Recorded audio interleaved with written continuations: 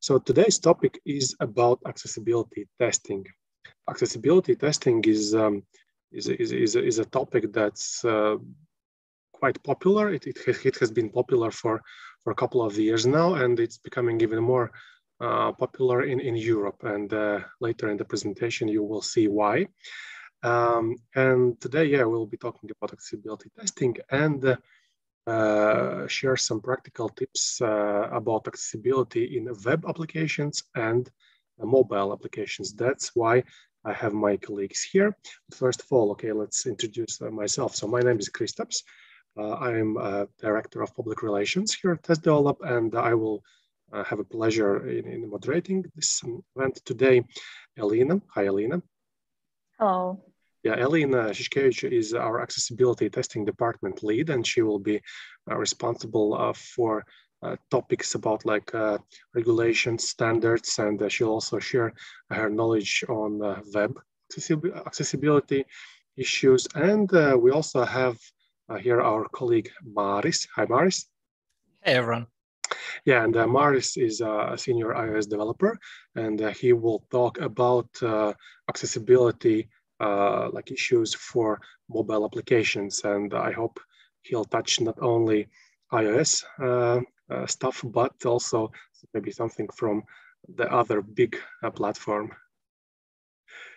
Yeah, so, and you will be able to ask questions at the end of our webinar.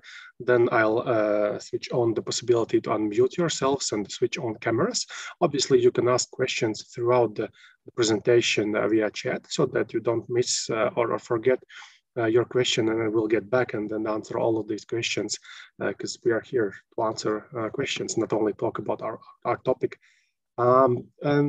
Before we get into the agenda, a brief comment on TestDevelop. So TestDevelop, we actually celebrated our 10th anniversary a couple of days ago, so we are a company that's headquartered in Riga, Latvia, but now we are like international company. We have employees from all around Europe, and we are focusing on quality assurance, so various kinds of software quality assurance services. We also develop our own products, and lately we've been doing lots of work in accessibility testing field. So that's why we have this webinar about this topic this evening.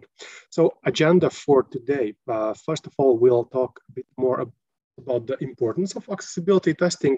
And actually you will be able to see that accessibility testing is not only about accessibility, and accessibility testing is needed actually not only for disabled people, but for everyone of us.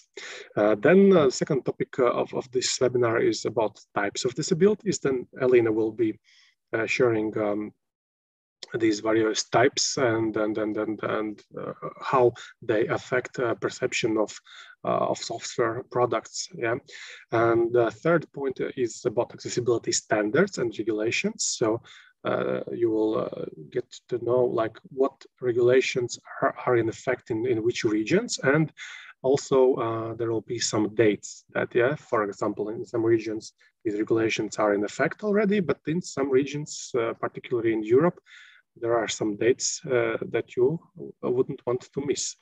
And the last half of the presentation is about like practical accessibility recommendations for web and for mobile applications. So you will have like practical knowledge after this webinar as well.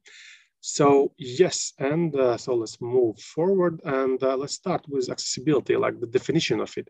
And here I'll ask Elena, actually, because I've seen this A11Y for short for accessibility, and what does it actually mean? So yeah, thank you. You can find also accessibility abbreviation that means A, then 11 characters, and then Y.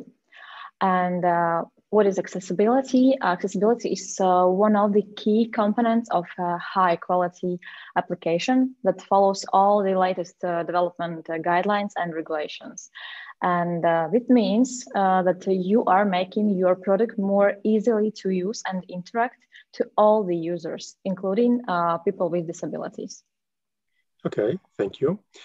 So yeah, and then now I know the definition of accessibility, and let's talk a bit more about like why it's critical for software products. So moving on to the next slide. Okay. Yeah. So yeah, why it's critical. So as I mentioned actually before this slide, then obviously it's like accessibility aspects should be covered in case you're providing your product to people with disabilities. But this is not only the case for them. Actually, accessibility means that your product is accessible to everyone. And it shows that you are interested and committed and respectful to all your users. And nowadays, in the times when the competition between software products is super fierce, it's important to make your product in a way that's accessible, usable, understandable for each and every user. And also from the other side, if we look at this topic, then some problems with accessibility means that we could get into trouble. We can get bad reputation. We can get even declining like user base. We can get even some direct monetary losses because of lawsuits and whatnot. So it's better to take into account accessibility aspects when planning and then also when developing your software products, and not so we will not run into some problems afterwards.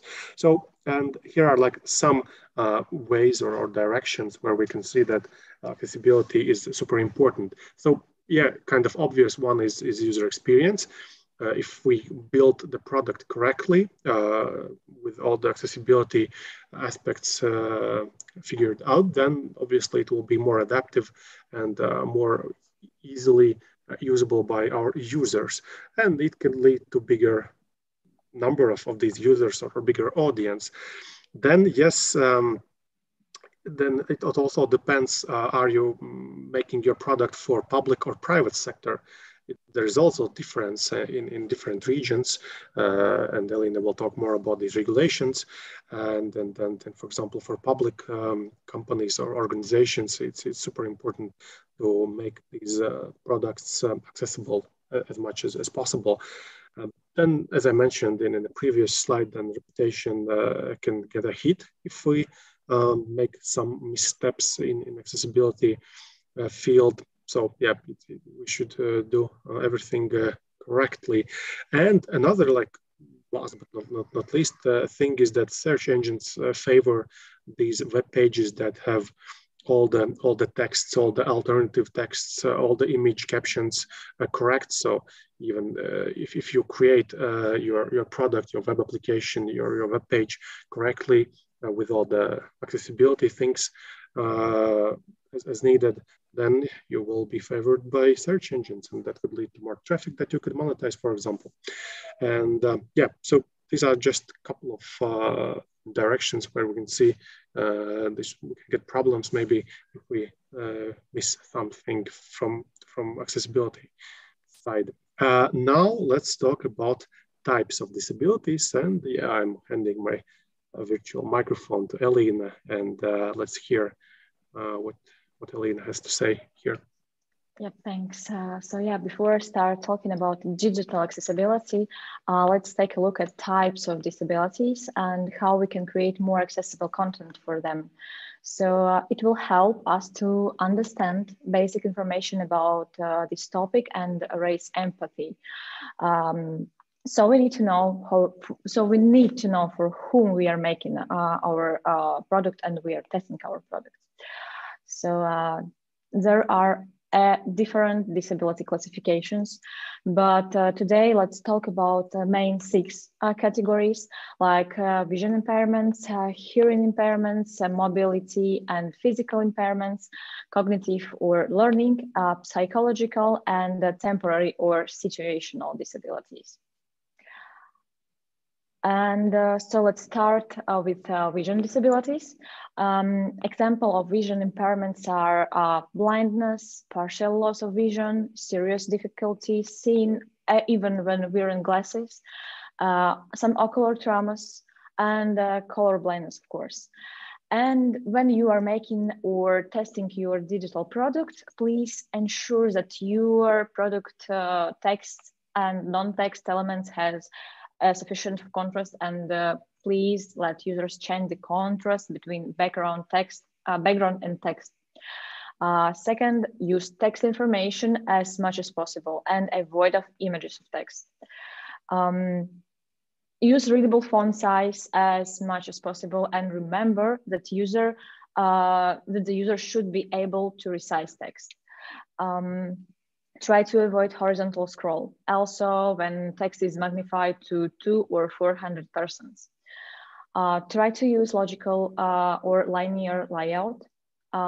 Use UI controls like buttons, messages, text fields in the context. So group similar objects if it's possible.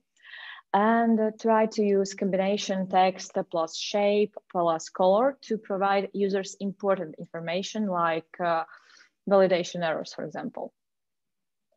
So when we are talking about hearing impairments, we need to remember that there is a community of deaf with capital D and small d. So what does it mean? So deaf with small d are completely or partially deaf, but they does not identify themselves as part of the community. So they identify with themselves with hearing people. And deaf with capital D are prelingually deaf, and sign language for them is like the first language. So they proud to be deaf, and they identify as themselves and as a member of the deaf community. So in this case, we need to remember about using plain language as much as possible. Provide alternatives like subtitles, transcripts for video and audio content if we have such is our product. Use a logical or linear layout, and let users choose a preferred support channel like using emails or chat, but don't phone only. And don't push users to read long blocks of content, like try to add subheadings, headings, images, and videos. So mobility and physical impairments. They include like upper and lower limbs disabilities, manual dexterity, disability in coordination with different organs of the body, and bone fractures, for example. So when we are developing our products, we remember to use large clickable icons. We need to think about keyboard or speech using, because just remember that people with bone fractures, for example, will use a keyboard to navigate our content. Remember that we need to adapt the content for mobile and touch screens. Think about how to adapt content for operating with a single pointer, like tap, tap, tap, and allow the users to use shortcuts, and don't use timeouts when it's not needed, because operating with timeouts with content for people with mobility and physical impairments can take longer time than for people without disabilities. And avoid a lot of scrolling, and especially horizontal scrolling. When we are talking about cognitive or learning disabilities, we mean these disabilities such as dyslexia or reading disabilities, learning difficulties like language-based or dyscalculia, for example, speech disorders like communication disorder where normal speech is disrupted. And so if you're building your product with accessibility in mind, you should add materials in other formats to support text, like use images, diagrams, audio, and video content. Try to use consistent layout when it's possible. Try to add quotes, reminders, and prompts to help users to remember the main idea of your content. make content clear and simple, of course, and let users to adapt the content, like change the contrast between text and background, change the font size or spacing. When we are talking about psychological disorders, then include like post-traumatic stress disorder, like difficulty to concentrating, for example, personality disorders and schizophrenia, for example. And this means that we need to ensure that content has inclusive language. We need to make content clear and simple. Set up different feedback channels again, and avoid of timeouts to not stress people, and try to prevent any seizures by avoiding anything that flashes more than 3 times in any 1 second period. And the last category is temporary or situational disabilities. And I would say that in this category can be included any person because of any non-standard reason, like parents holding a newborn baby when trying to operate the computer, or we all reading text on a phone in direct sunlight, or watching a video in class or during a meeting, for example, in public transport. And temporary disabilities like broken arm or ear infection. And also, this is the reason why accessibility is important. We are making our content accessible and user-friendly for all the people. So, and here we have some kind of summary of points we need to remember, like provide text alternatives or subtitles or transcripts or captions. Think about keyboard and speech use. Use readable font size and ensure sufficient contrast is used, and avoid of horizontal scroll. Use large clickable actions and let users use preferred communication type, of course, and don't use timeouts, and allow the use of shortcuts. And of course, now it's actual adapt for mobile and touch screens, of course. So yeah. Yeah, thank you, Elena. And yes, as you saw, that there are quite a lot of different disability types, but then again, I think this is the most important slide from this topic, because it clearly shows that accessibility is needed for everyone. Like everyone could break an arm or hand, or get some infection in ear or eye, for example, and then it will be much harder to operate with all the devices that we are using daily. And this think about part, I think, is super important for every product. It is even it's not like important for whom you're creating, like, or for which type of disability. Like every person could benefit if these things like that are mentioned in the Think About blog are created as needed. So yeah, quite a lot of disabilities, but even if not official disabilities, then every person could benefit from everything got. Okay, so why is horizontal scrolling so bad? I have a question here.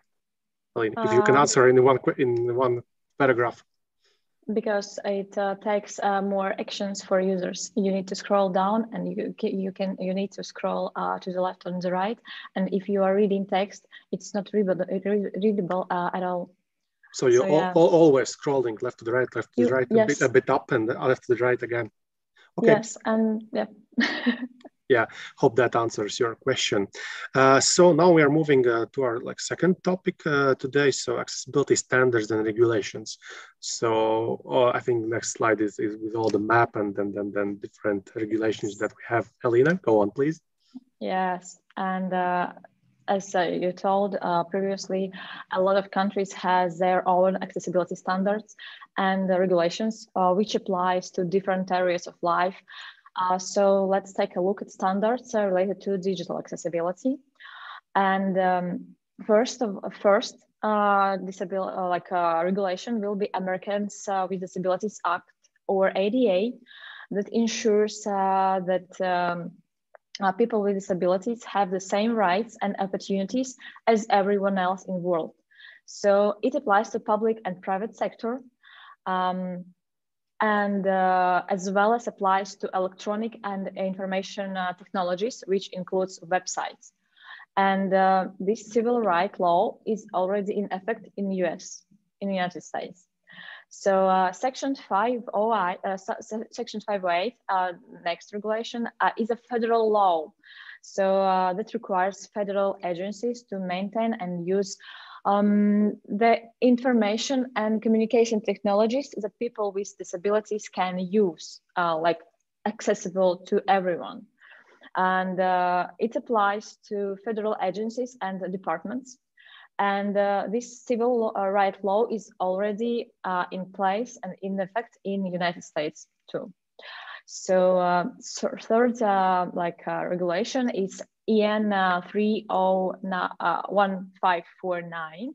And this means that all European member states have developed national legislation for public sector and for public and private sector bodies based on European Web Accessibility Directive. This means that accessibility standard specifies the functional accessibility requirements applicable to digital products like websites, mobile applications, software, electronic devices, like some also documents like PDFs and anything else. So from 23rd June of this year, all new and existing public sector websites and mobile applications must comply with the directive. And on June 28 in 2025, this will be applied to the private sector as well. And last regulation we are talking about today. So the public sector bodies, Accessibility Regulation 2018. And this is a UK regulation, requires you mean to make public sector websites or mobile applications more accessible by making them perceivable, operable, understandable, and robust. And this regulation already actual for websites and mobile applications in the United Kingdom. So yeah, and most probably you have a question, and really reasonable question: how do we make products compliant? So and first of all, of course, we need to know that what is WCAG. So WCAG stands for Web Content Accessibility Guidelines. And this is a document that explains how to make web content more accessible and for people with disabilities. So by using WCAG recommendations, we can build a compliant application in-house. So WCAG serves as a guideline for anyone who is building an accessible product for like European or United Kingdom regulations. And a large number of the recommendations can be applied also for mobile applications. So that's why we are using the WCAG recommendations for testing also for mobile applications and for websites. So WCAG has 4 principles: operable, perceivable, operable, understandable, and robust. And every principle includes guidelines like text alternatives, time-based media, adaptable, navigable, keyboard accessible, readable, predictable, input assistance, and compatible, for example. And every guideline includes recommendations. So, and let's take a look at the WCAG versions and levels. So WCAG has 3 levels of conformance to meet the needs of different groups and situations. So A level is minimal level of accessibility. AA level is medium level of accessibility, which is used for almost all the regulations as basis. And the AAA level, this is high highest and I would say super specific level of accessibility, and that's why AA level is used like a basis for, because AAA is super specific. So each level recommendations includes previous level requirements. So and also, as you see that WCAG has two versions which are used as the basis for regulations, 2.0 and 2.1. And you can also see this on this diagram. So, and 2.0 is used for regulations section 508 and 88. So, so yeah. Yeah, thank you. And I see that VCAG 2.2 is coming. So is it launched now, or is it still in a draft version right now?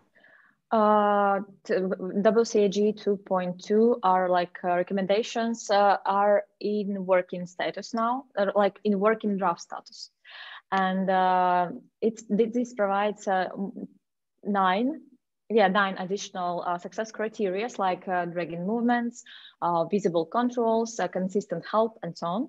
And WCAG 2.2 includes all success criteria for 2.1 and 2.0. Okay, so 2.2 is based on 2.1 and adds a bit more recommendations, right? Yes, right. Okay, great, thank you. So now we went through the topic of regulations and standards. So we know that, for example, in the US, we need to take into account accessibility issues for both private and public sector. But in Europe, we still have a bit of time to fix all issues in our private sector Yes. products. So now it's the time to start working on these things. And as I said, yeah, we will provide this recording and we'll provide this presentation. So you will have these dates to check. So now let's talk about these practical recommendations. And let's start with accessibility issues in web applications and how to make them correct. So again, Elena. Okay, thanks. So yeah, as Tim Berners-Lee said, that the power of web is in its universality. So, and access by everyone, regardless of disability, is an essential aspect. So yeah, true. And also the Convention of the Rights of People with Disabilities. Oops, I'm sorry. With disabilities recognize access to information and communication technologies, like including the web, like a basic human right. So that's why let's take a look at the most popular and general accessibility recommendations, which helps you to make the web content more accessible to everyone. And the first recommendation will be alternative text. So what does it mean? It means that all informative text, non-text content that is presented to user, like diagrams, images of text and images, or charts, for example, should have a text alternative that serves the equivalent purpose. It means that you need to describe the meaning or purpose of the image. What is the point, for example, and what were you thinking to when you included this image in your content, for example? And you need to include any text used in the image of text in your alt text alternative, like banners, for example. If you are using banner, you need to include all this text from banner to your alternative text that you edit. So for this diagram, for example, you see good alternative text will be like example of diagram which illustrates user smooth changes during 1 week. And the next recommendation is color contrast. And colors must have sufficient contrast between text color and its background. And complying to this recommendation is an easy way because, and easy win. So because this is this does not require a specific technical background for you, for like designers, testers, or developers. So, and this means that visual presentation of text and images of a text should be with a contrast ratio at least 4.5 to 1. And large-scale text and images of large-scale text should have a contrast ratio of at least 3 to 1. And okay, again, and when we are talking about large text, we mean that at least 18 points if no bold, and at least 14 points if bold text is used. And talking about the color, like if you are continue talking about color, please do not rely on the color. So instructions provided for understanding and operating content should not rely solely on sensory characteristics of component, such as sound, shape, color, size, visual location, and orientation, for example. In this example, you see that people with blue color blindness will not be able at all to find a big purple button. Using descriptive titles and labels is not only an accessibility recommendation. So this also improves usability of your product. So please use descriptive titles and labels for buttons and field names, results, or any important information. So in this example, also that you see that we have two fields, and one of them is labeled as code. So this situation can be confusing for all the users, but also for users who are using screen readers, for example, because they don't know at all if this is country code or province code or country code or a phone code, for example. So, and the best way is to add more descriptive label like country code, for example. And also the best approach also is to group all the related fields is one field set, address form in this case. Yeah, about Zoom. So make sure that content can be resized. So by using the zoom option or in browser or magnifier, for example. So also one of the WCAG recommendations states that except for captions and images of text text should be resized without assistive technologies up to 200% without loss of content or functionality. So this means that the content should not overlap or become not available to the users. And the user interface components should not become unusable or interactive. And also in third example, you see that this is good example. Like second example is not good because menu items are not visible after we zoomed our content to 200%. But when we zoomed content to 400%, content reflowed within the width of the window, so user can read it easily. So users can open menu and observe what is in menu items, and we see that horizontal scroll is not added. So next very important recommendation is captions. So captions help people with hearing disabilities, as well as to people with learning disabilities, or all of us. And when we don't have ability to listen to the audio content in the public place, for example.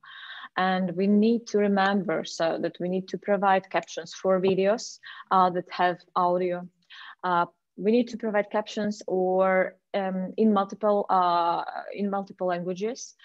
It will helps for users to choose a language they can follow, for example, and try to provide captions for live broadcasts. Today we have a lot of services which are like providing also automatic alternative text or captions. Next recommendation stands that all functionality of the content should be operable through the keyboard interface. So this means that all elements on the page should be reachable by tap key. Users should be able to activate buttons, links, and form controls using Enter or spacebar key, and or. And focus should be visible for all the active elements when you are using keyboard. And focus order should be logical and intuitive. And talking about focus order, you can see in this example that focus order is not logical in this case. Some elements are skipped, for example, email field and phone number field. So, and if you are not operating content with a mouse or touchpad, in this case with a top key, for example, yeah, you will not be able to fill email and phone number fields, but also email field is mandatory. So this is critical bug, accessibility bug. And error identification recommendation says that if an input error is automatically detected, the item that is in error should be identified and the error should be described to the user in text. Also, as I told before, that try to use formula text, icon, and color to provide comprehensive information about what was wrong and how to fix it. And next recommendation is make content accessible to screen reader users. So this means that all the informative content should be visible for screen reader users. Screen readers convert content to synthetic speech. And like screen readers, every operating system have screen readers by default. And for macOS, this is, and for macOS and iOS, screen reader is VoiceOver. For Android, TalkBack, and for Windows, default screen reader is Narrator. But we can download and install NVDA and JAWS screen readers. And the last recommendation is orientation. This recommendation is actual for web and also for mobile applications.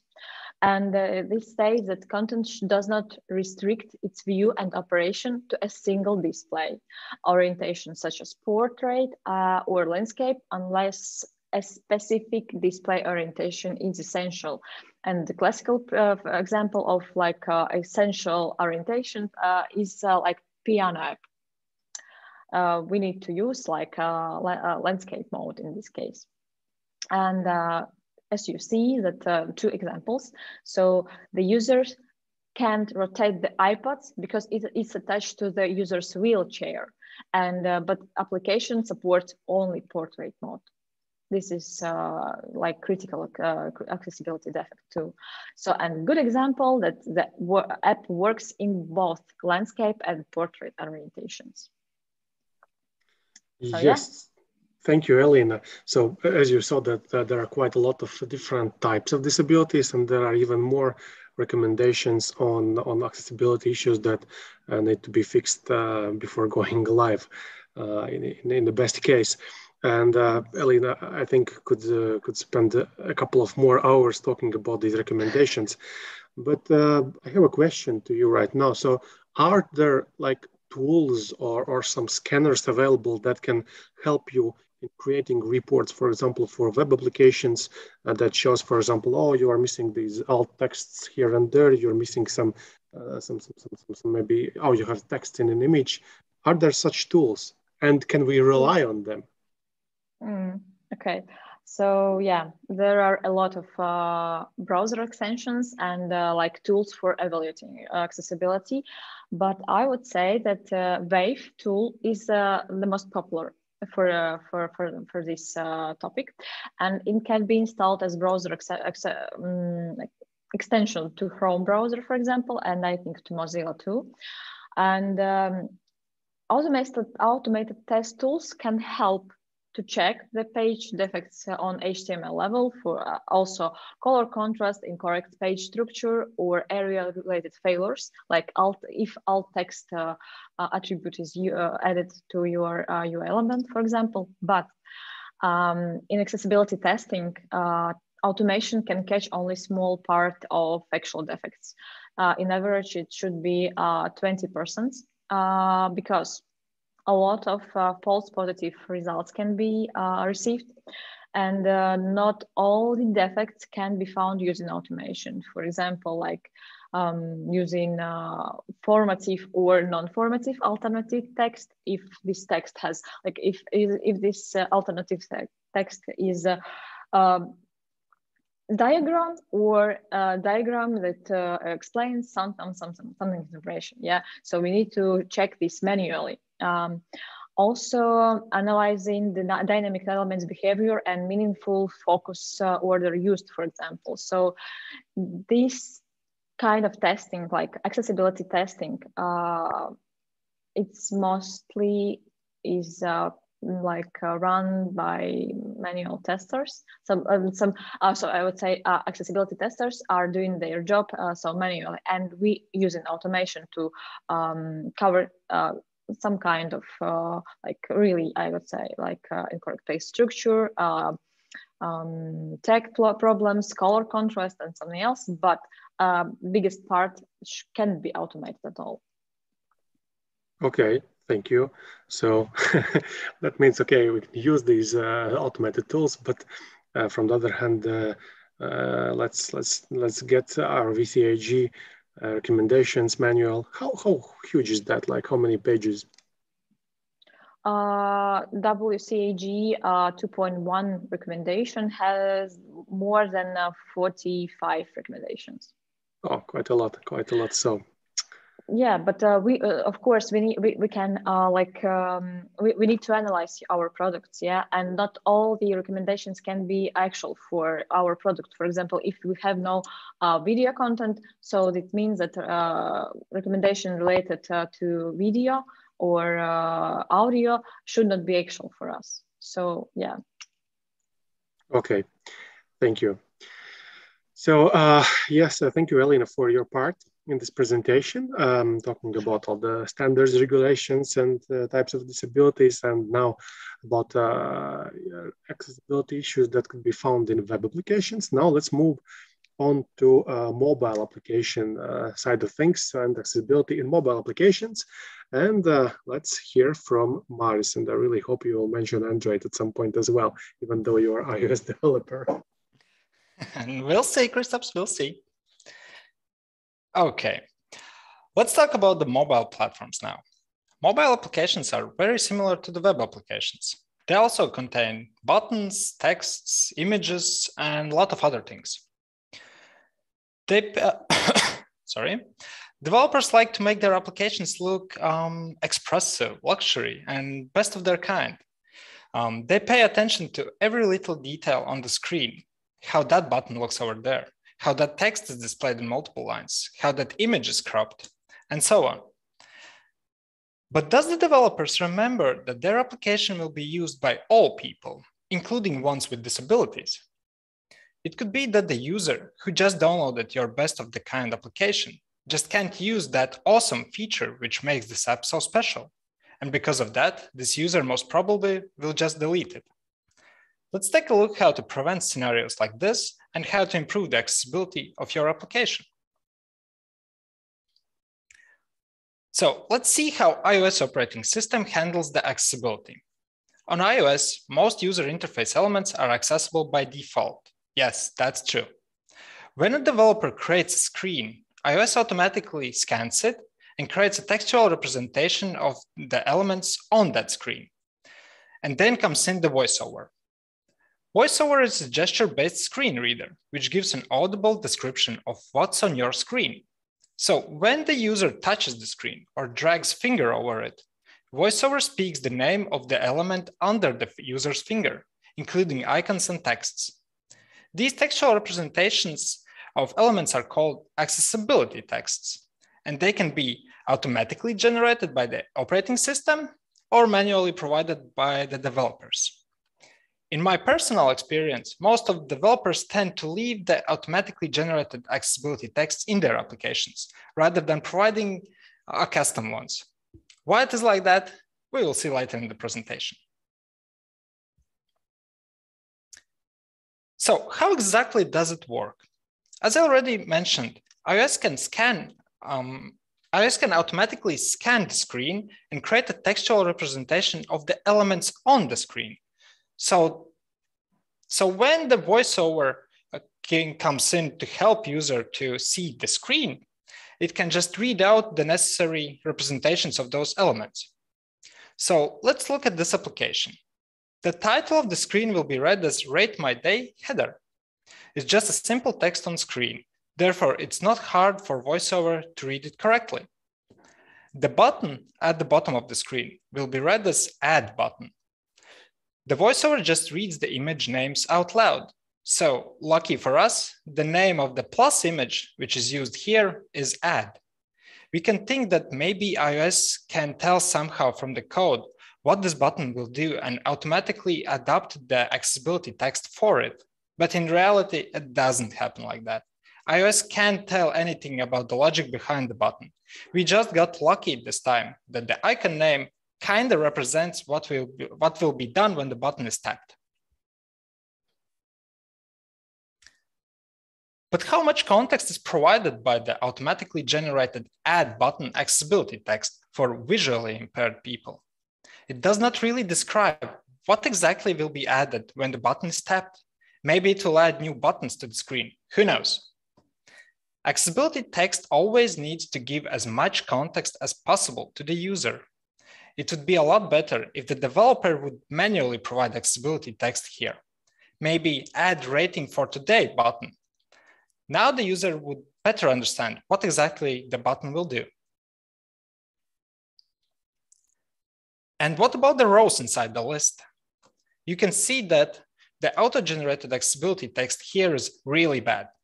The VoiceOver just reads each image name, doesn't mention that the rows actually represent a specific date, and doesn't say anything about the rating of that day. More complex user interfaces most often generates less descriptive accessibility texts, and sometimes can even miss to include the necessary context for the main feature of that screen.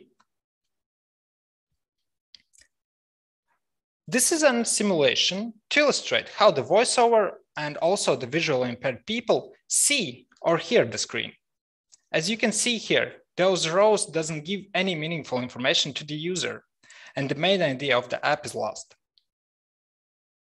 Developers should manually set the accessibility texts for complex user interfaces so that it would not just describe the visible image names and the texts separately, but give more meaningful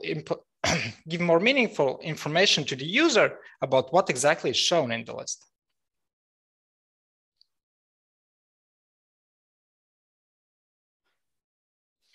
Here is another simulation. It shows the auto-generated accessibility texts compared to manually provided accessibility texts. In my opinion, manually provided accessibility texts are a lot better here. And we also don't lose the main idea of the app. If the developers draws custom elements on the screen, these elements may not have any accessibility texts at all. In the current example, the small line at the top informs users that the view can be dismissed by just dragging the fingers from top to bottom. But if the line at the top does not have an accessibility text informing the user about this gesture, there is no way the visually impaired people could guess that on their own. They would just be stuck on the screen. The best practice is to explicitly provide an element which would indicate a way back, and also represent that with an accessibility text, so that the visually impaired people would understand what they need to do to move backwards. And also remember to be descriptive about the functionality of the button when providing the accessibility text.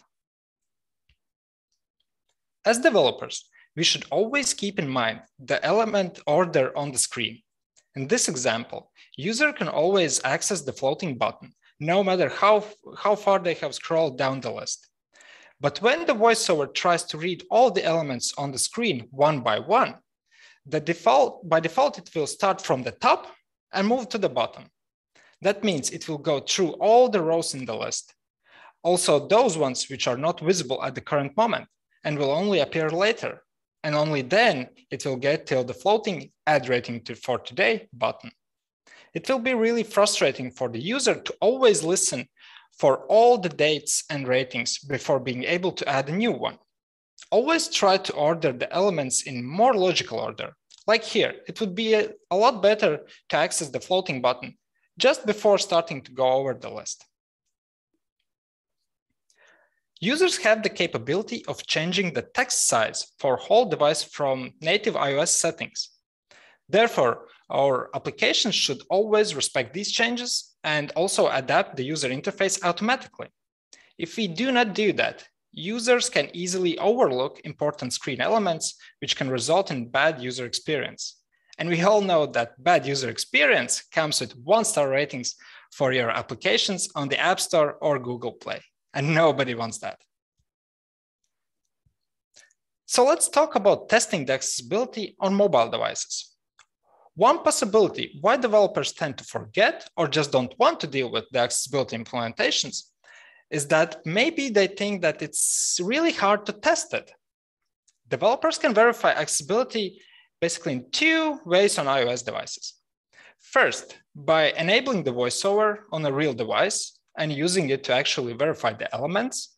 From my experience, this can be very frustrating. If you do not use the voiceover very often, it's quite hard to deal with it. And the second option is to use the Apple's provided tool called Accessibility Inspector. I will talk about it in the next slide. And the same can be said about the Android as well.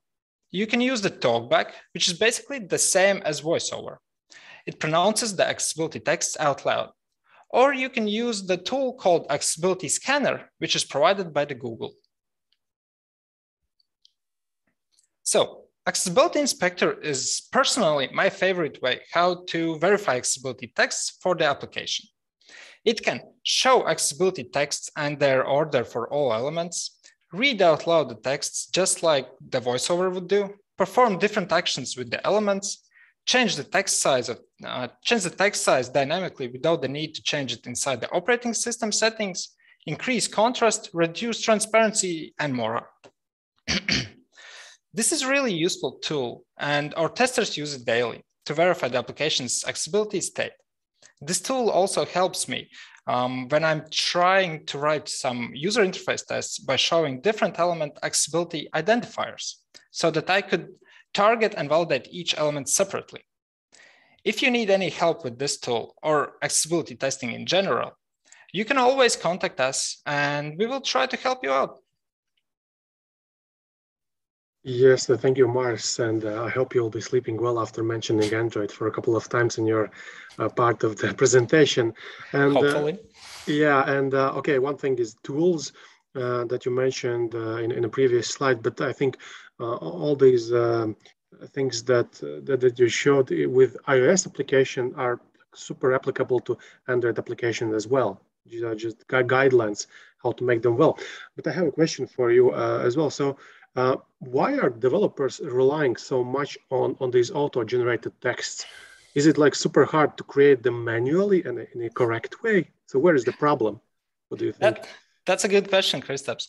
Actually, it is quite simple to provide your custom accessibility text to the applications, at least on iOS platform.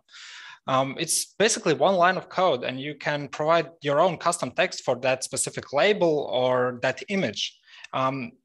Maybe developers are relying on the automatically generated texts because they have tried this feature out only on some kind of simple applications, which only shows like texts in lists. Because as already we saw that VoiceOver can speak out loud the texts quite normally. They don't have any big issues with that.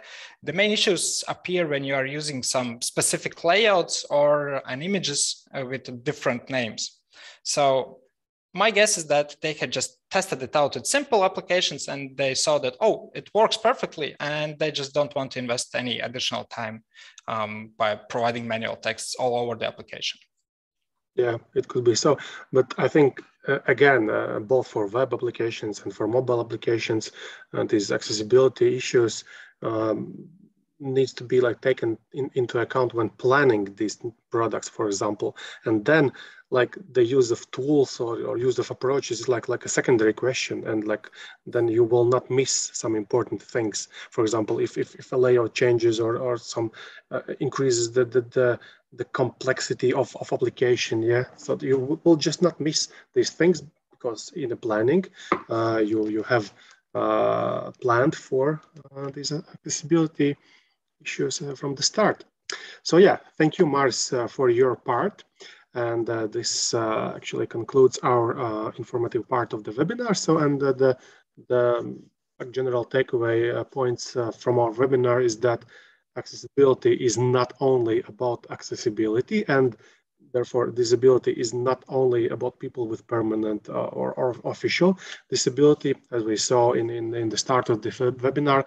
Then like every one of us could get to a point in life where we are temporarily disabled in some way, and then we will clearly feel the difference in accessibility situation for web or mobile applications.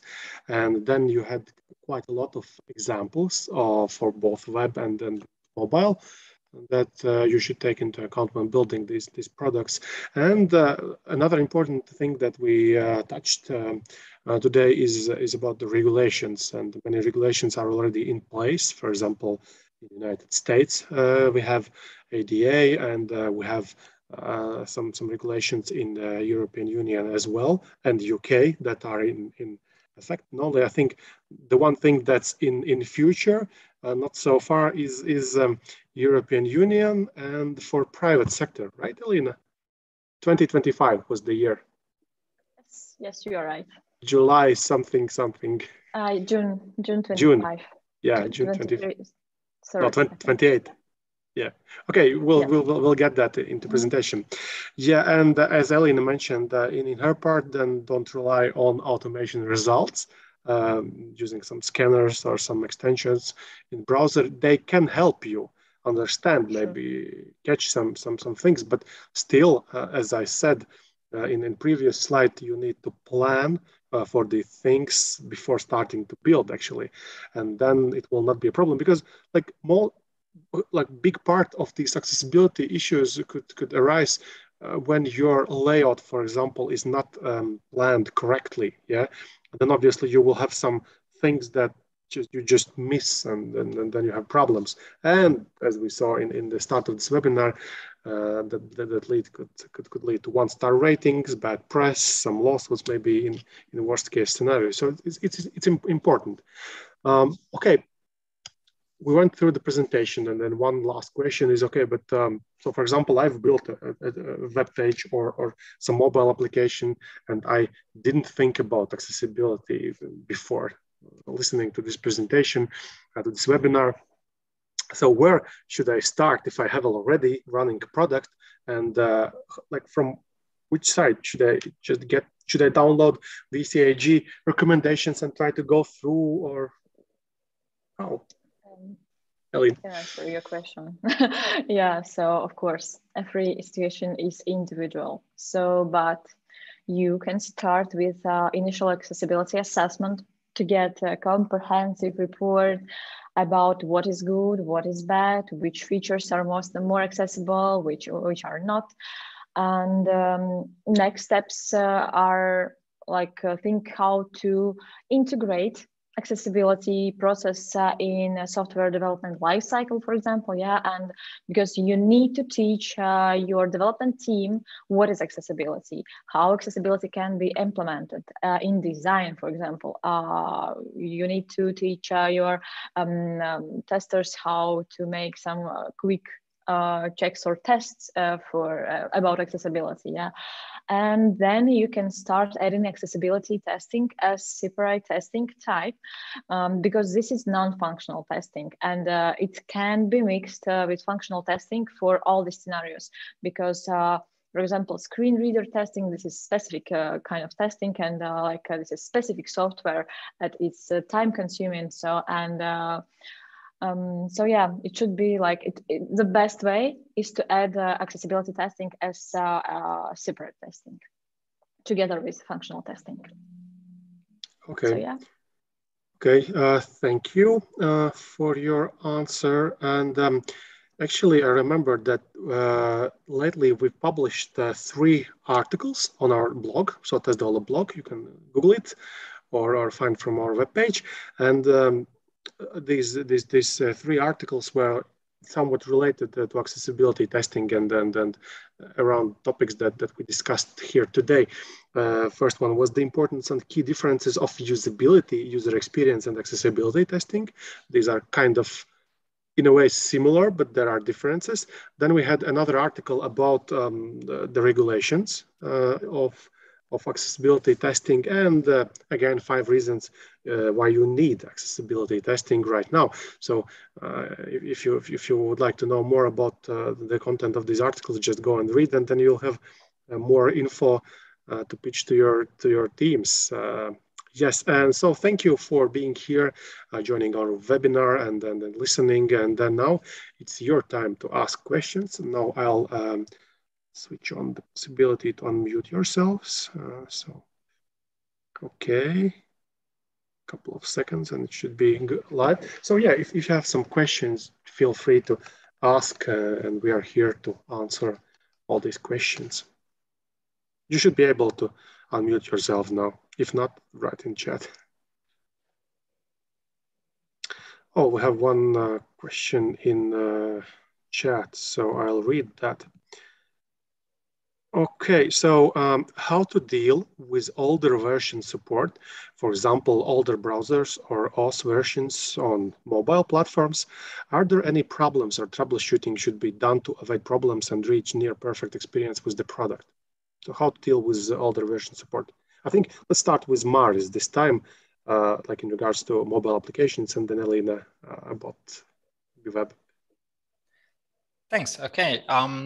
With the mobile applications, it's mostly that accessibility things doesn't change with the newer versions. It's not like such a feature which would update constantly and break the previous logic. So if you implement accessibility texts for images and text, for example, on iOS 10, it will still work correctly on iOS 15 as well. So you should at least check if it's working correctly. And you do not need to investigate much time to just verify on the each exact version and minor version as well with the iOS releases. But I can guarantee that it would work with each of the next version. So yeah, I hope that answers partly the question. Yeah, thank you. And Elena, what about like web browsers? Are these things supported on older versions? Yes, a lot of things are supported on older versions, and as you saw before, these regulations are also created a couple of years ago when we had like older versions of browsers. Also, with new versions of HTML, we have also area attributes, which helps us to build a more accessible application with using some specific attributes like area label or like focus order, something else, focus. But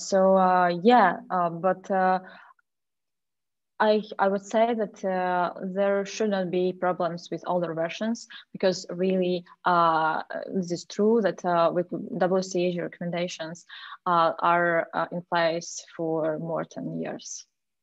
So yeah. And then I think hearing what you are saying, guys, and that this accessibility part, for example, in terms of like labels or alternative text, is just a small layer of information on top of your content that you have. And obviously, if a recommendation says, for example, this Zoom example comes to my mind, where you showed, like if you zoom your page in certain zoom levels, then it's kind of logical recommendation to make sure the text is visible. And this technical implementation can be different even between different browsers. They are not similar, but you need to understand this logically, like what's needed, and then you can technically just check if it's working as intended, right? You are totally true. Yeah, right. Yeah. Okay, thank you. So we hope we answered the question. And then we have another question. Will accessibility testers be more needed in the future? Elena, what do you think? Yes, totally agree with this, because so for example, in the United States, this kind of accessibility, like testing type accessibility testing is so popular now, but in Europe, that's why we are building accessibility now. Yeah, we are building these regulations. So yeah, accessibility testing is becoming more and more popular. Yes. And now you'll be testing mobile, web, but then this metaverse will be here. Yes. So yes, sure. I think there will be interesting, maybe some regulations, not regulations, but recommendations on how to test AR, VR stuff. Are there some recommendations now or not yet?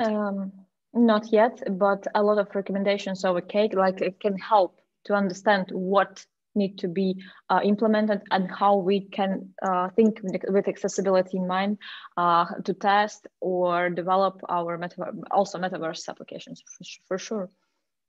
Yeah, so in VCAG 2.3, maybe you'll have that. Yeah. We have another question. So is it actually physically possible to accommodate for all the 7 types of disabilities when designing website or application? Okay, yeah, I can answer these questions. These WCAG recommendations, I would say that they covers all these types of disabilities. So you don't need to. Sometimes you don't need to think about accessibility about disability types. Yeah, for example, vision impairment or physical impairment. At least you need at minimal level, you need to be compliant to the CAIC 2.1 AA level. And this means that by complying on this level, you making your application more accessible for all the people, including these people with all these 6 disability types. Yeah, but if you are building some specific system for people with disabilities, for example, a system for people with vision disabilities, you need to take a look to WCAG, the AAA level, of course. So, but this level is like kind of specific level. So a lot of hard to implement recommendations. This includes hard to implement recommendations. But of course, every product should be analyzed and individually, for example. And if you know that you have like a lot of, from the statistics, you have a lot of people with disabilities, and maybe you have like some I don't know, you asked with some I don't know how, somehow you analyzed your users, so so of course you need to take you need to focus on this kind of disabilities. But to cover, you can't cover all these kind of accessibility disabilities, yeah, but the best way you need to do is focusing on WCAG 2.1 AA recommendations now, and most probably in future for to CAIC 2.2. Okay, thank you. Are there any regulations for Asian countries and Oceania? Yes, they have, but to be honest, now I can't share this information. But yeah, I would say that almost all the countries and regions have their own regulations, which are related and based on WCAG. Yeah, and then in our presentation, we touched US, UK, and the European Union these regulations because like we're working in these markets mostly, so we know them and we can talk about them. Yep. But also the same if Asian countries have they have the same web-based applications. So of course. Another question: which, in your opinion, are the biggest mistakes testers make when it comes to accessibility testing? Can you repeat this question, please? Yeah, which testers make? Yeah. Which are the biggest mistakes that testers make when testing accessibility of web or mobile applications? Elina, you've worked with testers on such projects, so what's your experience with that?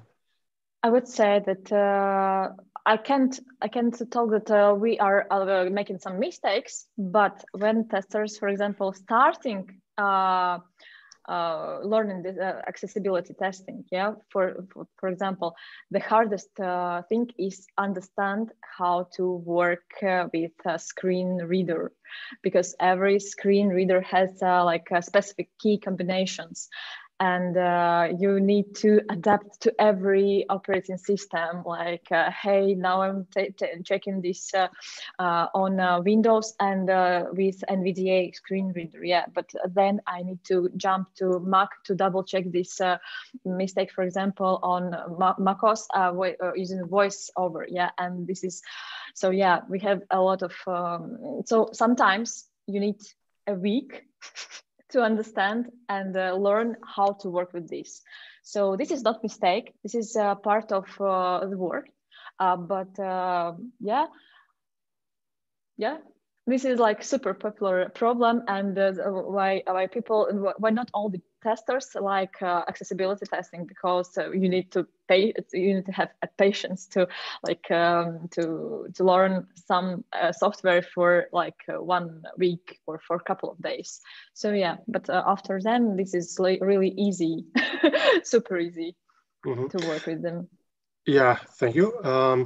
Then another question: are there any specific certification for accessibility testing? Like, for example, we have ISTQB certification for various yes. Yeah, levels of testing. Yes, there is a specific certification for accessibility testing. Like this is based in US, IAAP certification, and they have, if I'm not mistaken, 4 levels or 5 levels with conformance. Like you are specialist, like in basic level, then you are like a web specialist in web accessibility, and so on.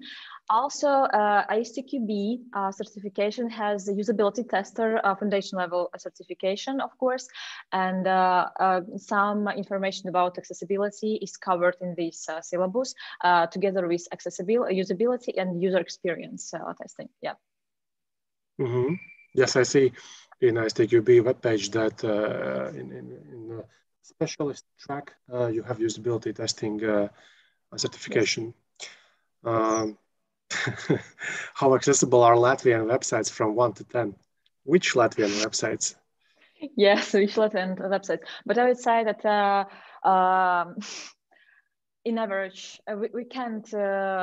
I can't like say that all the Latvian websites are not accessible, but in average, a lot of websites are inaccessible, because some time ago no one think about accessibility.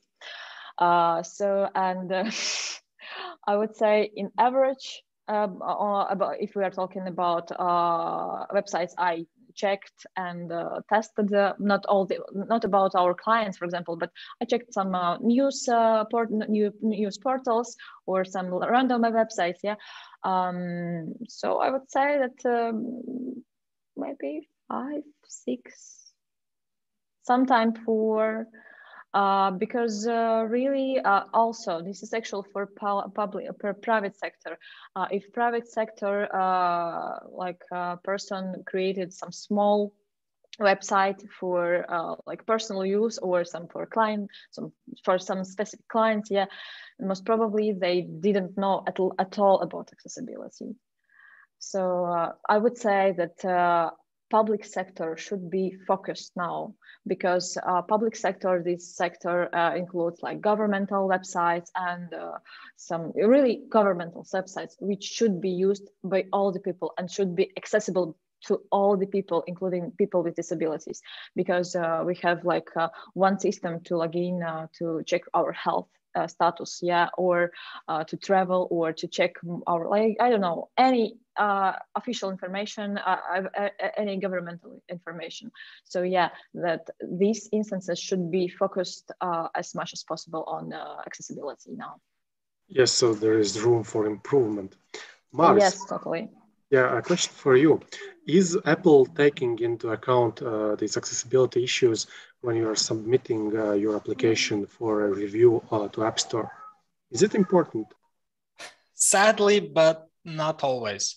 So if you create some kind of simple application, you submit it to the App Store, and you do not provide any kind of custom accessibility text or other accessibility things, they can possibly ignore them and even do not verify and may just accept your application further.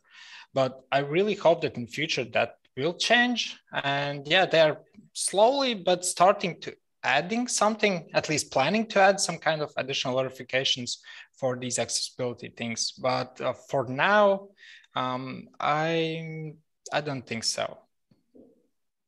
They allow developers to rely on the auto-generated ones. And as we saw, that depends on your application, if it's good or not. Yeah. Okay. Thank you, Mars and Elena, for your answers. And thank you for the webinar. It was very interesting and informative. So thank you, Anastasia, from all of us here. So last chance to ask a question while we are here. Otherwise, I think we'll wrap up. We've used an hour of your evening. And so thank you for joining. There will be a recording and a presentation itself. And yes, if you have some questions, here's an email address that you can use, or you can just ask on our chat windows on our webpage and our blog, and I or my colleague will be there to help you out with the questions. So yeah, have a nice evening and see you in some other webinar by us. Bye-bye for now. Thank you. Bye. Have a nice evening. Bye.